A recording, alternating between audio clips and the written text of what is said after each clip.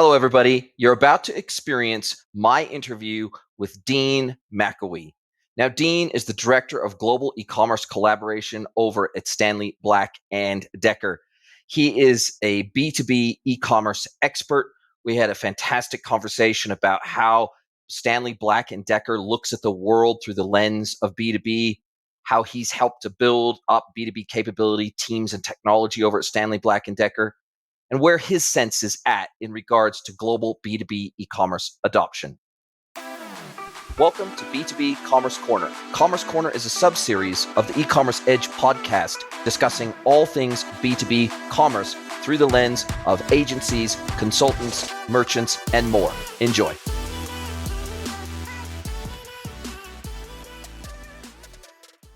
Hello, everybody, and welcome to another episode of the podcast. I have someone here for you today to have a chat with that I've wanted to speak with for, I would say, probably at least a year now. We've been connected on LinkedIn, I think, for a few years now. Yeah. So welcome to the podcast, Dean McElwee. Awesome to have you here, mate. Thanks, Jason. Thanks very much for having me here. Yeah, look, I've been following you for a long time, especially from a European e-commerce perspective. You are very well known. You speak at conferences. You're very visible on LinkedIn. You're a thought leader in the space. And for the last over 2 years, you've been director of global e-commerce collaboration, working in the e-commerce space for Stanley, Black & Decker. And look, you've just got this really eclectic background working in e-com, in tech, and I think you've got a really unique perspective, and that's reflected in your content. And that's really why I wanted to have a conversation with you, mate. Yeah, thank you.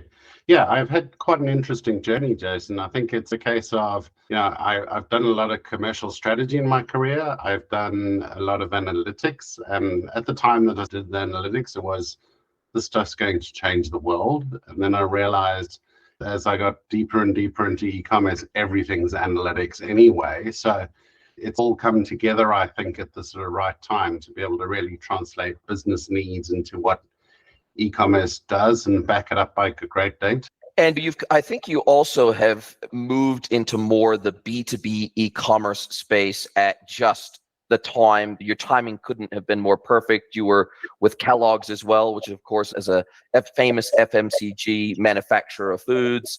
Integrated commercial lead e-commerce for Europe with them, and now working on the B2B side, primarily on the B2B side with Stanley, Black & Decker. Your timing couldn't really be more perfect, especially with COVID and that shining a light on a lot of manufacturing, distribution, brands that maybe they didn't necessarily have an e-commerce play at all, or if they did, it really wasn't a focus for the business. And then COVID came along and all the field sales reps had to stay home. And so really, I think it shone a spotlight on a lot of the big manufacturers that really were lagging really badly from an e-commerce perspective, and just how far behind the B2C, D2C e-commerce space they really were.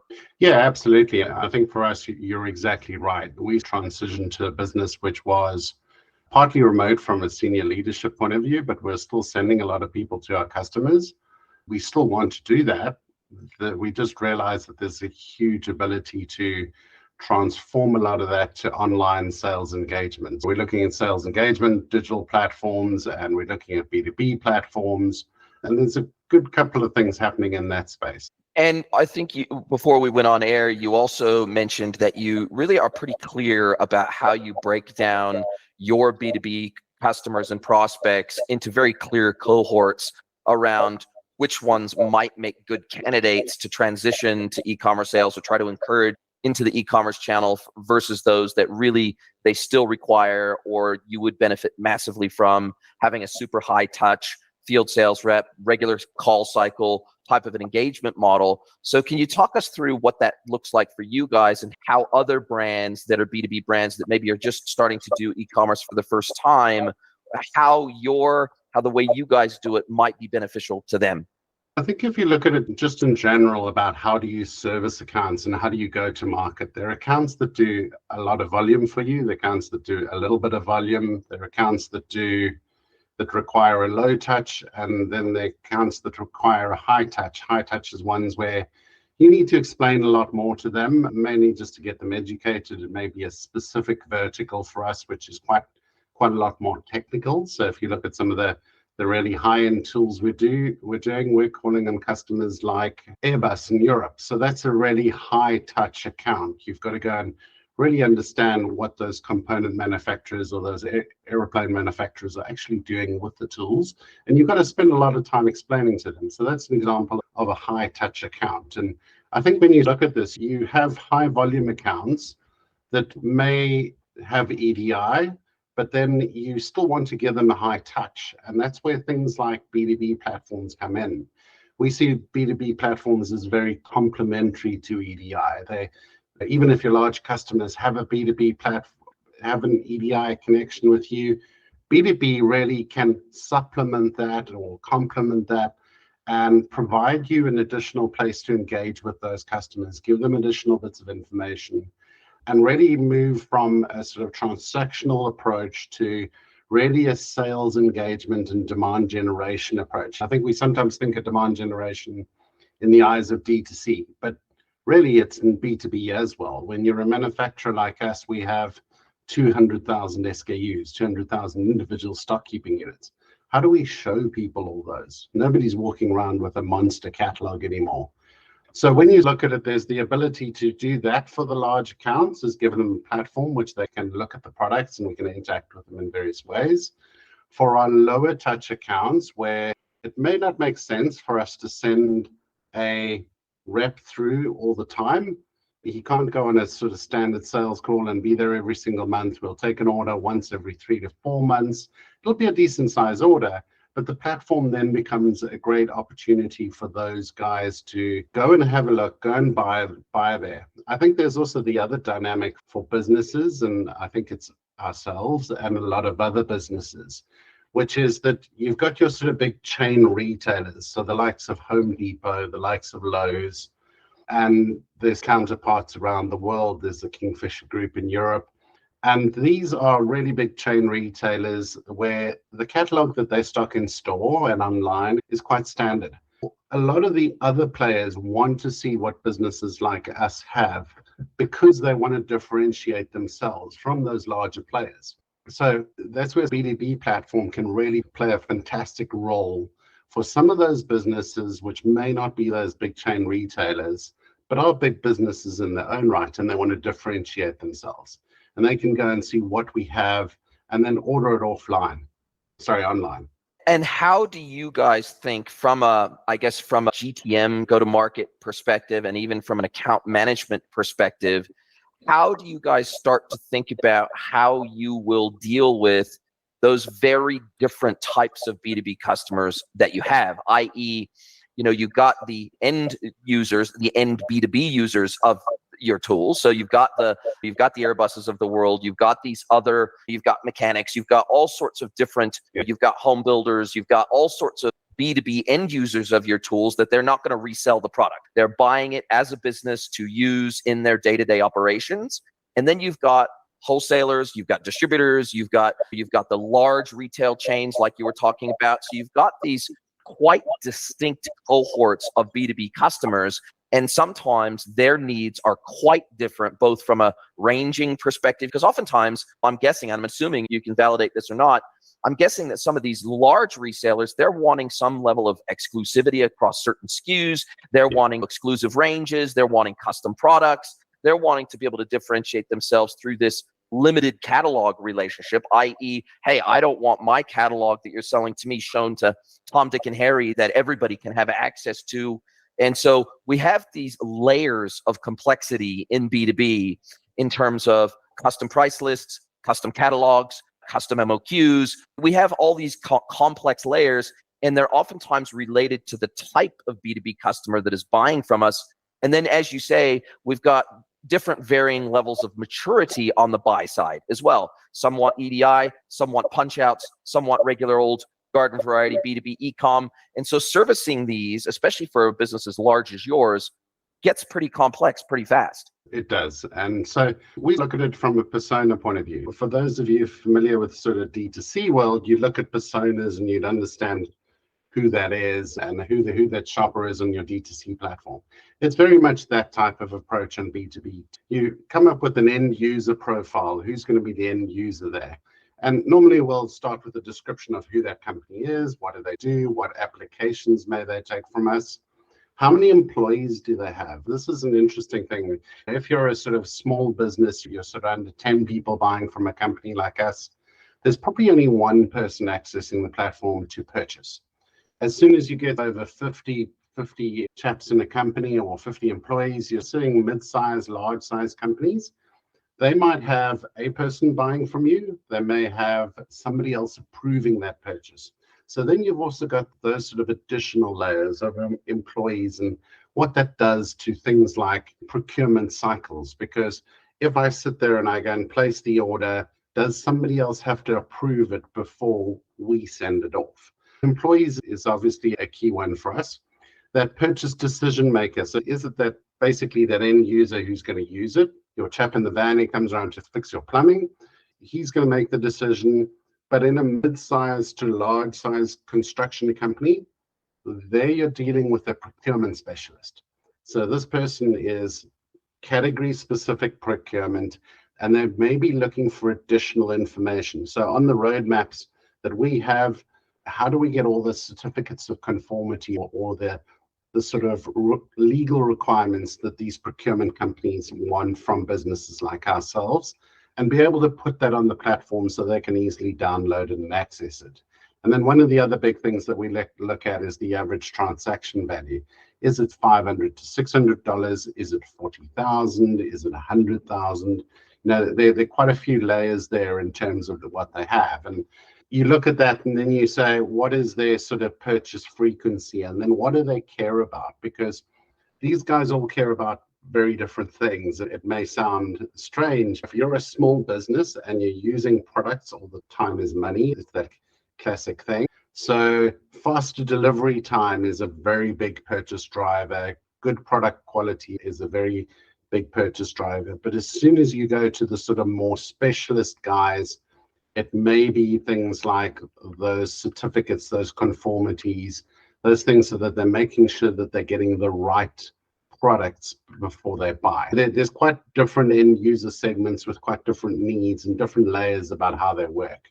And when you guys started to dip your toes in the water of digital commerce full stop, and this may have actually even been pre your time with the company, but did the company start out with just EDI as being the only digital channel available, and then slowly over time layer on things like punch out capability to interface with procurement systems and surface that catalog through procurement staff, as well as the systems that they use to generate things like POs digitally, et cetera?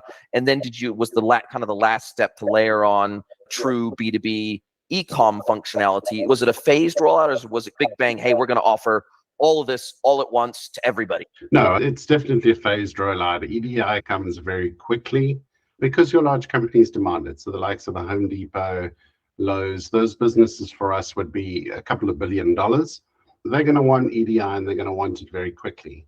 The B2B platforms has followed. You're right, before I joined, we've had ones here for about 15, 16 years that have also gone through a series of evolutions. And that's a couple-fold. One is out of necessity. So depending on how complex your market structure is, you may have not a lot of chains in the market. For example, if you look around the world, in markets like Brazil that we operate in, only 10% of our business goes through to large chain customers or large corporate customers. 90% is going to small businesses and distributors that operate across countries like Brazil. Italy is another market for us. 75% of the business is to small mom and pop stores.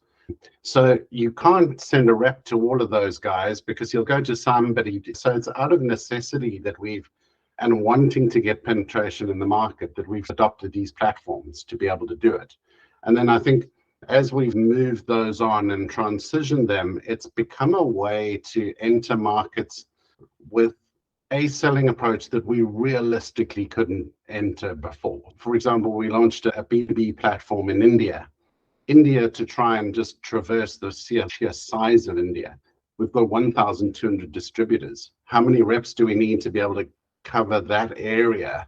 Just B2B and a B2B platform with an app specifically on that really helps in those kind of markets to access that market and get your products out there. So I think it's been really EDI into first stage platforms, which I would consider those first stage platforms really transactional. You're not really trying to do too much demand generation. You're not getting into additional information that you can provide to your customers there and then transition that from all the paper-based stuff you have.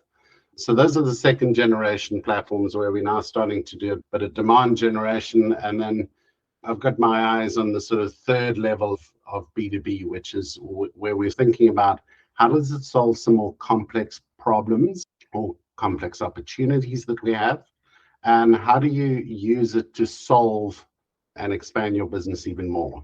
You call out some really amazing points there, and I want to address just one of them in particular, which is that we oftentimes, as maybe Westerners or maybe white males in our case, and because of the places where we've grown up, you've grown up in Europe, I grew up in the United States and then transitioned to New Zealand and spent almost 30 years there.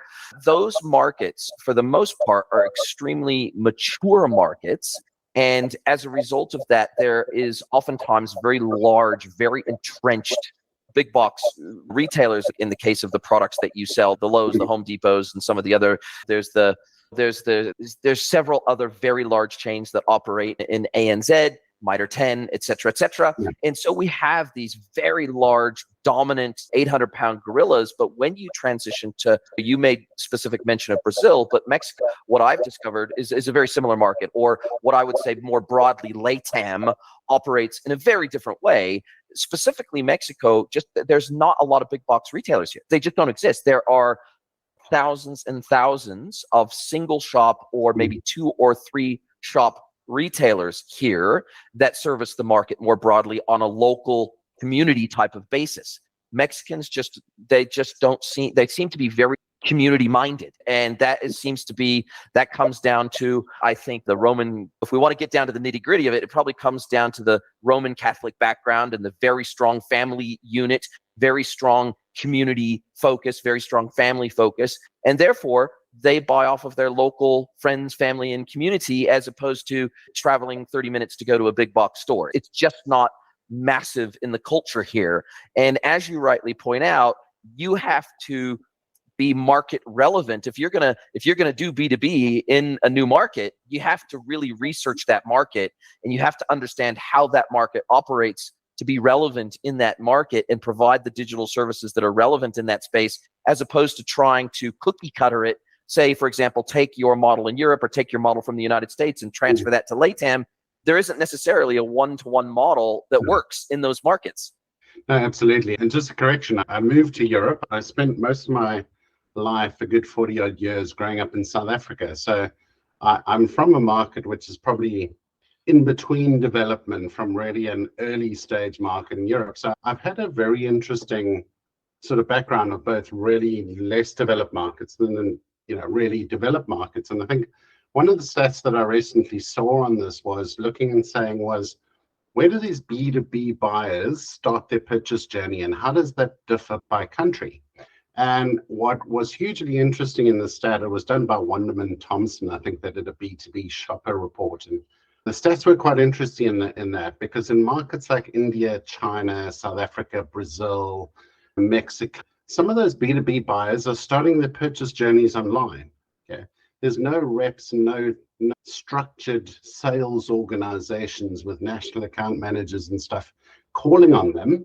So they start looking for what they need online first rather than offline. And the numbers are quite interesting. I think India was one of the highest, where 90% of those respondents in the report said that they are shopping online as a B2B purchase journey.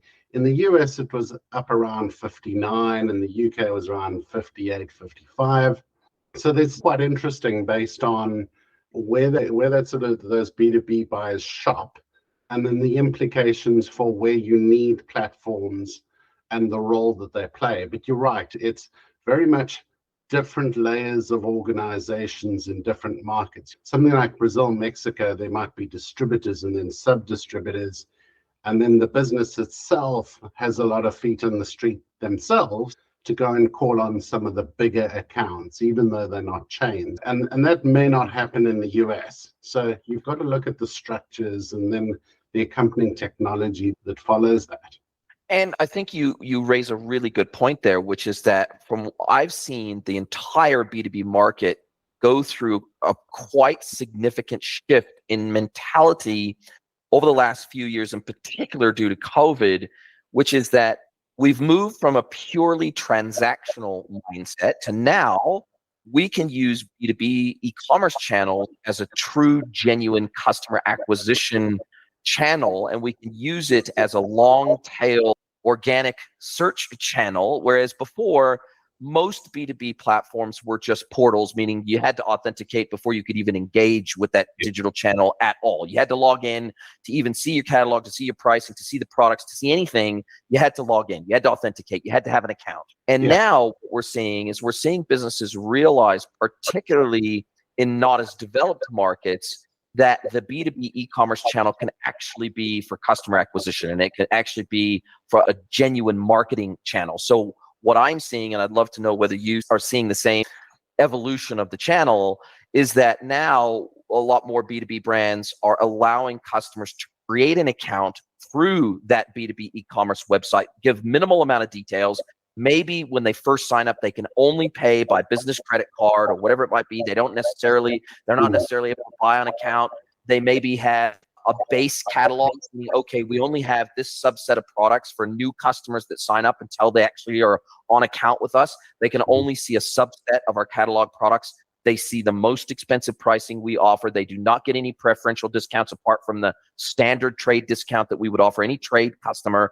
And then from there, that becomes a sales lead for the sales team to then follow up on and say, okay, let's find out more about this customer. Let's see whether they need some things that weren't available through the standard catalog, and let's see whether they qualify for some more bespoke or tiered pricing. And so I'm seeing B2B businesses are recognizing, hey, we have to be represented in Google. If we just have a portal that you have to authenticate through and nobody can see it and it's behind a robot's TXT file, Google's never going to index all that beautiful content and all that product information, catalog information.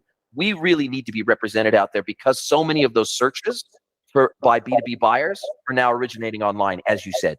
Yes, I think a lot of them just start there and they go and say, what do I want and where am I going to look first for it? I was looking at a stat actually earlier this week, and it said, what does the B2B buyer in 2023 look for? And what are the top 4 sort of influencing decisions that they have? And the top one was 60% go to the supplier's website. Okay. So 60% of them are going there, followed by attending webinars hosted by the suppliers. And you look at some of the new ways we're engaging with people. They'll conduct research on the supplier and they'll go and have a look. And I think what we've also got to remember in this, Jason, is how that B2B buyer is changing in their age. A lot of those sort of B2B buyers that are coming through right now are 25 to 40. They've grown up native with a lot of this technology. They don't have to be called on all the time. And it's really a plural. It's just one of the methods that we can use to call on them. So we can go and say, yeah, I've got the e-commerce. I will do for certain things where I need to have deeper discussions, more complex discussions. I'll go in person. I may do video conferencing and sometimes I'll use the phone. But it's really about having a range of options to get to those buyers that sort of make those calls the most effective and the most effective use of time.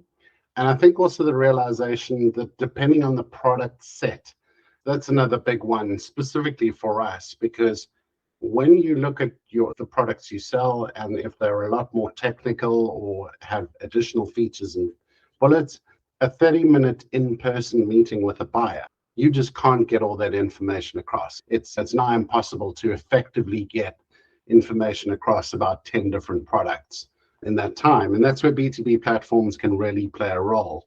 I think one of the interesting things you talk about, this whole area of demand generation, we piloted and have since implemented in India live shopping. And initially I was like totally skeptical at first. I was like, Dean, this is D2C stuff you're doing here. And my team at the time came to me and said, no, listen, we want to give this a try. And I was like, I'm really not sure, because everybody's going live streaming. It's China. You and I in the same, listen to these same circles all the time. And in actual fact, it ended up being utterly a masterstroke, because here was 1,200 distributors who we'd sit there and we'd demonstrate a product to them, and they'd sit there, and the guy would sit there and do it, and they'd be sitting on their phones watching this. And then we'd say, buy now. And the distributors would get a discount for an hour or two or the rest of the day on the platform. And that's where you can use it just to solve complex problems and generate a lot of demand, because we're sitting there and going, that's how we market, because we have to explain products. It's not just a sort of static web page where somebody can go on and read information. So I think it's moved quite a bit from that point of view, is that if you consider e-commerce is about, and B2B e-commerce, don't see it as it's just a transaction. Okay, nobody's interested in just a transaction anymore. They're interested in engagement, and they're interested in learning more.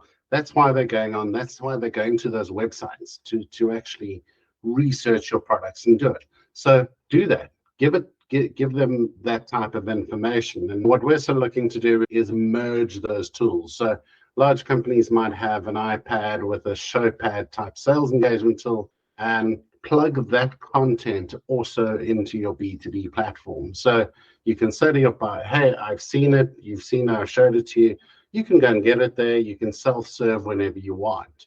And what that starts to do is, one is it ups the customer experience that you want to create for that buyer, but it also, in a way, lets you get more time on the street. A lot of businesses talk about feet on the street and what sort of time in the day. And we're no different. So at least if they can self-serve, he's not picking up the phone and your man's pulling up on the side of the road and going, yeah, answer questions for 10 minutes. It's on the side, he can go and self-serve. I think there's that sort of movement to more sales engagement-led B2B. Man, you bring up such amazing points there, and a whole bunch of things leap to mind. One is outreach at scale, right? And communication at scale. I think what B2B brands are realizing is that digital tooling allows them to do outreach at scale and comms at scale. And, instead of doing an individual demo to each individual distributor or retailer or wholesaler, or even those B2B end customers, instead of trying to get around to every one of them to show them this new thing and show it in action and how it works and how amazing it is and what the new features are, we can do this at scale through live shopping, right? So they don't, and the great thing about live shopping is, even if they don't purchase there and then, you are still effectively doing a live demo of a product. And so therefore you are getting information about that product into their hands at scale, and you would far rather that information be coming from you as opposed to those wholesalers, those distributors, those massive retailers trying to go and get that information from other retailers. Like, for example, I know that Home Depot, Lowe's, Mitre 10, they're all putting out hundreds of videos about their products. They're putting out videos about brands. They're putting out videos about product. They're putting out videos about how to build something using a specific product or using a specific tool. The last thing you want is your wholesalers and your B2B buyers going to a YouTube video by Home Depot about this product that you've released. You don't want them going to your other B2B buyers. You want them coming direct to you for that information. And so historically, that information was dominated by the big retailers because they had the revenue and the scale and the access to the customer that was going to be buying those products to justify the investment in content. But now B2Bs have the ability to distribute that content at scale like they couldn't do before. Correct. I think if you look at it, you got the retailers doing it, but then there's also YouTube, a double-edged sword. Sometimes there's people explaining how to use things, but sometimes they don't explain how to use it properly. And then they can represent your brand in a way that you don't want it to represent it in. One of the interesting ones that I've seen recently, which for some of your viewers and listeners to this podcast, is Salon Centric. It's owned by L'Oreal, and it's basically their platform for hair salons and beauty salons. And you can literally go on there and sign up to classes where they will tell you how to use their products. And it's a digital live interactive sort of one. Then they'll do ones which are look and learn, so you don't need to interact. Then there'll be hands-in ones where you can actually go and set it up and people can register to go to a physical one. So I think there's all these different executions that people are using this for to get the message and communicate across. And I think that's where a B2B vision like that becomes really powerful, because you think of a brand like L'Oreal helping their salon owners to do better business, helping them to make sure that their products really work well, and answering questions at a time that's convenient for the business and for the business owners. To do that is really a powerful way of going. And I think the other thing also is that gets overlooked a little bit in this B2B discussion as it relates to the buyer of the products. I think that the digital tooling that we have nowadays to enable field sales reps, SDRs, BDMs, AEs to do their job better, faster, easier, and with less admin effort, I think that oftentimes gets overlooked too, because maybe the discussion centers on even getting those team members on board with digital in the first place, because maybe they feel like those digital channels are a threat to their livelihood, to their position in the business. And oftentimes I see that when businesses implement e-com for the first time, that they go, oh, hang on a second. Is the goal to replace us? Is the goal to ultimately get rid of us and move to all digital channels? No, I haven't seen that yet with any of my B2B merchant customers. Not a single one of them is it their goal to replace their sales teams with digital technologies. It's about how can we augment them, how can we enable them, and how can we allow them to scale without, in some places and in some markets and in some countries, you could never scale. No matter how much money you threw at it, you could literally never scale to the point where you could service every single B2B buyer in person. There's just no way you could do it. And so I think it's about having these discussions early and often in the business about the overall strategy of your go-to-market and saying, look, there's a place in our organization, and there will always be, for sales people, whatever you call them and whatever specific role they hold, there's always a place for those people in our organization, because there's certain institutional knowledge and relationship building capability and prospecting capability. There's certain skills that are just so human in nature and really require a person to be there in person. You can never get away from that fully. But I think it's about how do we enable them in such a way that they feel empowered as opposed to threatened. Yeah, absolutely. If you look at it and you say, what are the capabilities that people need? And these are sellers and sellers management. What you're looking at is things like sales opportunities. How do I increase the size of your business? So that rep, he has been doing a lot of placing orders. That's taking up a lot of his time. But how can you move him to a stage where he's looking for new opportunities?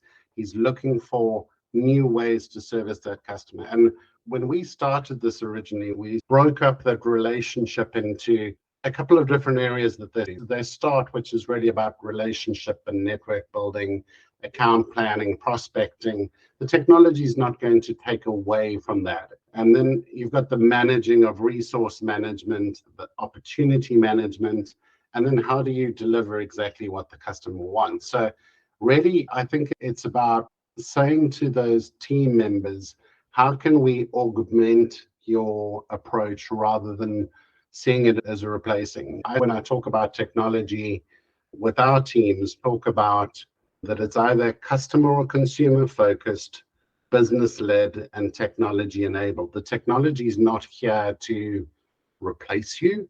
It's here to enable you to work more effectively in what you're doing every single day. We'll do time and motion studies with our teams and go and say, of those customer-facing sales interactions that we have, how much time do you spend across customer-facing sales interactions where you're really trying to sell versus identifying opportunities versus selling preparation versus post-sales customer service versus admin versus travel? And it wouldn't surprise me in a lot of businesses that you spend sort of 25% of your time as a sales rep doing admin and post-sales customer service. Okay, they don't want to be doing that. It doesn't end up in more sales for them. So what you're really trying to do is free them up to do more customer-facing sales interactions, which relieves some of that's non-sales related activities, if you would, and transitions that to a B2B platform to do that hard work for you. So it makes an account manager's job actually easier.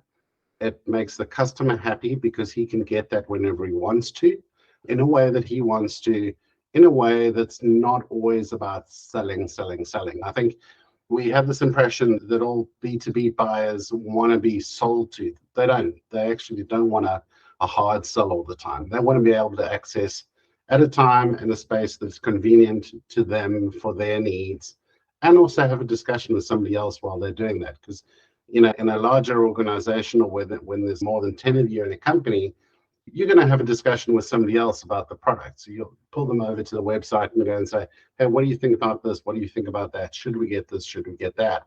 And the more businesses move towards that, it frees up selling time for customer-facing sales interactions rather than data entry, creating reports and admin tasks. And I think you make a very good point, which is that you want to be the vector, you want to be the font of all knowledge around your product. Because there's, for example, in your space, there's a lot of official tool reviewers / influencers that all they do, their entire channel is about reviewing tools. And and this is might be from every single brand on the bloody planet. It could be Ryobi, it could be bloody anybody, right? And so you lose control of the narrative around your own product if they go and they're going, okay, we're considering buying this at scale and potentially reselling it, whatever. Let's go straight to YouTube and let's see what the reviews are. Now, the problem with that is that the reviews may not be fair, they may not be reasonable, they may not. A lot of these reviews, they are sponsored, and so therefore they will give more weight and more detail to the sponsored products than the non-sponsored products. And so unless you're sponsoring every single tool influencer out there on the planet, you may not be shown in a favorable light versus your competitors. And so the reality is, the more that you can control the end-to-end buying journey, right from consideration, right through to purchase, and right through to post-purchase experience, the more that you can own that entire journey, the better off you will be as a brand, because you're being represented properly. You are lowering the cognitive requirement, the cognitive load on the part of the buyer, and you're also allowing them to get that information at a time that is convenient to them as it relates to that entire purchase journey. So in other words, if they're going, look, okay, I'm finished for the day, it's 7 o'clock at night, I'm sitting at home on my iPad, and I now need to make some purchasing decisions. You don't want them to have to go to find out about you don't want them to have to go to YouTube first, where it may alter their buying decision during that buying journey. They might be logged into your website to make the B2B purchase at the same time they're logged into YouTube. And if they can get all the information right there on your website without actually having to go to YouTube in the first place, or even if your content is hosted on YouTube on your own channel, but that's embedded in your B2B buyer's journey, then they never have to leave that linear purchasing experience. They never have to leave that experience to go get information somewhere else to inform the decision.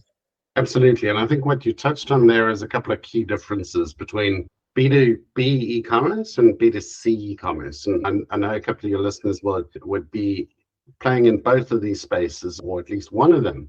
And really, there's a couple of real big differences, which mean that you actually want to control that message, and you want to control it a lot more. And then what these sort of are is, first and foremost, the purchasing process in a B2B environment is a lot longer. It normally takes a lot longer to make a decision.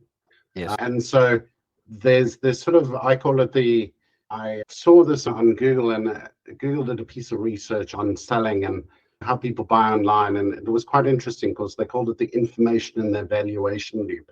And I think it captures so nicely that people go and search for information, they evaluate it, and it's this loop and iteration to get back to what I want. And in B2B products and B2B purchasing, that information and evaluation loop can take quite a long time to make sure that you're not making the wrong decision. And the reason for that is, in B2B purchasing, the risk is a lot higher. If I go and purchase something for $20 and it doesn't work, well, okay, it's okay. But if I'm putting a $2,000 drill and then I'm putting in the hand of somebody who's working on a big building on it, the risk magnifies quite a bit. So you don't want that message controlled by a sponsored influencer who doesn't quite know what you intended that tool to do, and has perhaps other reasons that he's pushing out other brands. The other one is that often that decision making is by committee, particularly in larger businesses. Business to B2B purchasing is made by committee. It would be very seldom in larger businesses that one person has the sole responsibility for doing that. So you being able to provide realistic, factual content to those guys helps that decision making in that committee to be a lot more succinct and better. And that's one of the reasons why you do need to control this versus a sort of B2C world where that decision making is inevitably individual. It's you and I going there and saying, oh, I saw this on TikTok, I saw it on YouTube, I'm buying it. But if I'm the procurement guy and I go, I saw this on TikTok, I bought it, and it goes wrong, that's my career at risk there, because my managers are going to look at me and go, well, how are you really thinking through this?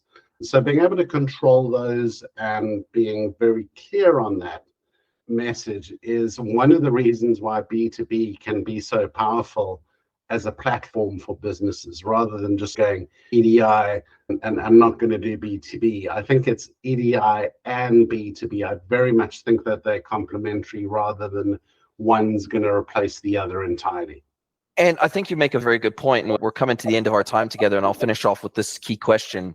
I think that what we're seeing is the invasion of the entire B2B commerce journey with traditionally B2C, D2C technology tools and augmentation. Even as of a few years ago, many B2Bs, they didn't even know what a PIM system, a product information management platform, was. They had no idea. They just used their ERP, and that was it. It did everything for them. Same with CDPs and marketing automation platforms and everything. Outbound comms to customers in the B2B world were usually sent by their sales reps and to a broadcast list out of whatever email program they used. And even digital catalogs and PDFs were just attached to emails that the sales reps sent out. Now we're seeing that a lot of these tools that were originally built for B2C, D2C, we're seeing those increasingly being adopted by B2Bs, because we're trying to create a more B2C-like customer journey in B2B. And so that tooling that was really only considered effective in the B2C world, now we're seeing actually this is becoming super mission critical in B2B as well. Yeah, no, absolutely. I couldn't agree with you more. So content is a base standard, and I think there's even more content required in a B2B world than in a sort of B2C world. And it may sound strange for everybody coming from people like ourselves, but there's more content. And that's because fundamentally there's a big difference, which is it's about information, education, and demonstration. Show me how these products work. Show me what they do. Provide me all the information so I can make the correct decision. So they're very content heavy. You also want to give options. So, what we're seeing a lot of is things like buy now, pay laters or seller-based financing. Your sort of Klarna type idea of buy now, pay later is taking the B2C world by storm, but it's really taking the B2B world by storm now. So literally anybody can go on and do that, and you can do invoice discounting, seller-based financing, all different methods of payments. So the payments world on B2B's actually rocketed, and it's learned a lot of the lessons from B2C. And then I think one of the other ones that I'm seeing a lot more of in the last year or so is the evolution of marketplaces into the B2B world. That's another one which has just absolutely exploded, where people are looking at a marketplace model, which has always been very a B2C model, to solve business challenges for themselves.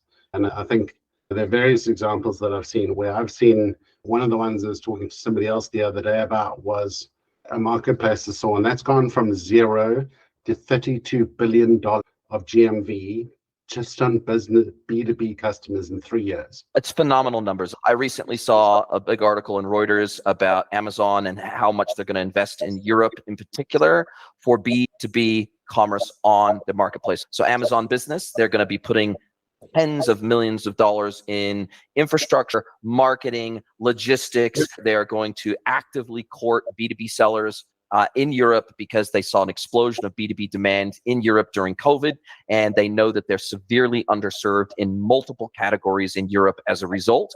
So they're targeting that. I think you make a very good point. We could probably talk for another 2 hours just about B2B marketplaces alone. And I really appreciate your time. You have covered so much great ground. You're so eloquent and so experienced in this space. I'd love to get you back on again soon and talk about a whole bunch more topics around B2B commerce. And I just so appreciate you sharing from your deep pool of experience, because a lot of these, especially these big brands like Black & Decker at that scale, they don't want their staff, they don't want their teams talking anything about what they do as a business. And I appreciate you being so open, so transparent, opening the kimono so that people can actually learn from your experience. But as we come to the close of our time together, I'd love to turn the microphone over to you, and I would love for you to ask me one question, any question you like. Can be personal, can be professional, your personal, professional, whatever you like. So what is your question for me today, Dan McElwee? Thanks, Jason. Thanks for having me on. It's been a really interesting chat. I think the biggest question I have for you is, what do you think the biggest opportunity in B2B commerce is going to be in the next 2 years?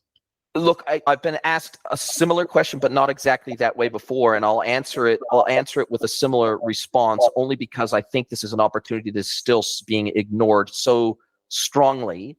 I think that many more D2C brands of today, manufacturers that are selling directly only to end consumers today, especially as the market continues to contract, I think they are going to realize that getting in front of every single end consumer is a fait accompli. It's never going to happen. And we even look at Allbirds. We've seen what's happened with Allbirds, probably one of the most famous D2C brands in the world. They have famously shunned wholesale through the life of their brand. They've set up retail stores. They've tried to go into new categories, and they are really struggling. I'm seeing almost every single quarter, I see how much money Allbirds is losing trying to stick with a D2C play, and many other brands are trying to do the same. I think we're going to see a huge percentage of these traditional pure play D2C brands add a B2B channel. They will have no choice. From a CAC perspective and also from a distribution perspective, they will have no choice but to add a very solid and strong B2B commerce channel moving forward, because it will allow them to get in front of consumers that they would never be able to get in front of. They say that as a retailer, you should be wherever your customers are. You should never add friction unnecessarily to their buying journey. And if they're already buying the channel, and they're already there and they're already spending money in that channel, why shouldn't you just be in that channel, be represented in that channel?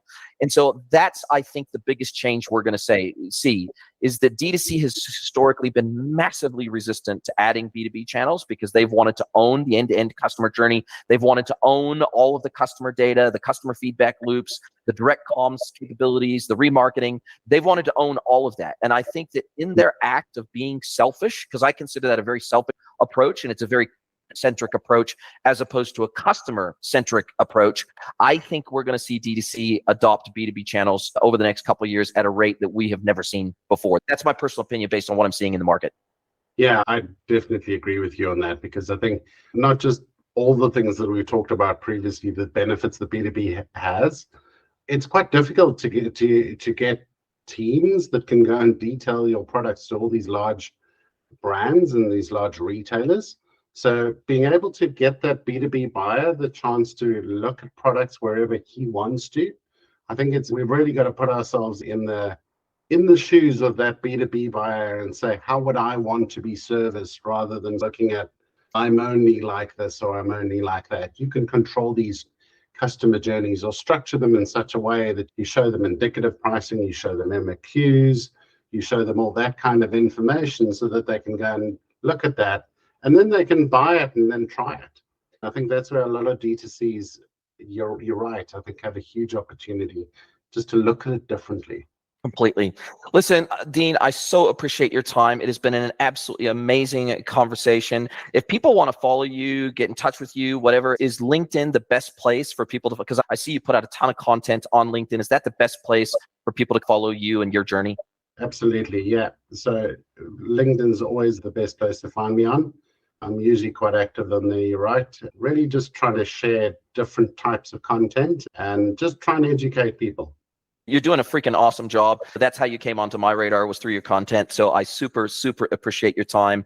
And I cannot wait to speak to you again soon, because you're an absolute wealth of knowledge and experience in our space.